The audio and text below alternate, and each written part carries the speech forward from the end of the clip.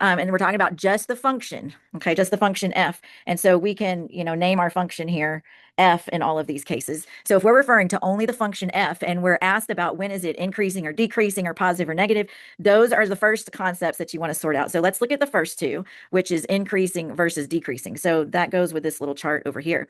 So we say it's increasing, and they love to use the term output values and input values. So make sure that you know that output values is always talking about the function value or y, and input values is really just another way of talking about the x values.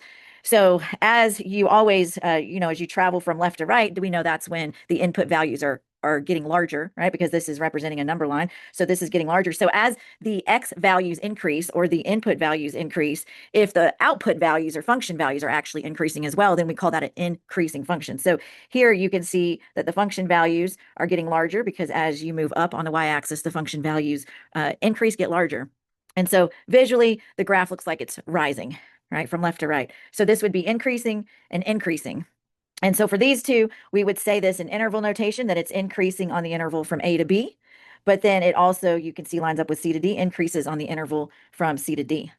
So decreasing, very similarly, the only thing that's going to change here is your output values are going to decrease. So you're still looking from left to right, but your output values now are getting smaller, right? Because as you go down on the y-axis, your values decrease. So visually, that's going to look like the graph is falling from left to right.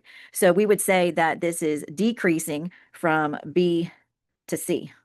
Okay, from B to C. And at these values where you have these points B and C, when X is B and C, we would say that it's neither increasing nor decreasing. So all of these will always be parentheses. We're not going to include those endpoints. Now, the next concept here is going to be when is it positive versus negative, talking about the function. So once again, this is a graph of our function f, and we just want to know when is the function positive. So it's positive if it is above the x-axis.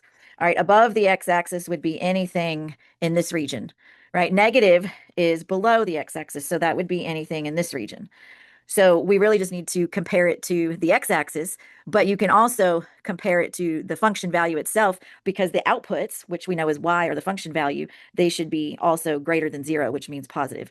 Now here, when you're actually at 0, and we put this down here in a note, we say it's neither negative or positive. So we would not actually include 0 like a bracket right here because it's not either positive or negative. However, we do bracket the A and the D in this case because at A, you can see that value is above the x-axis, so it is positive.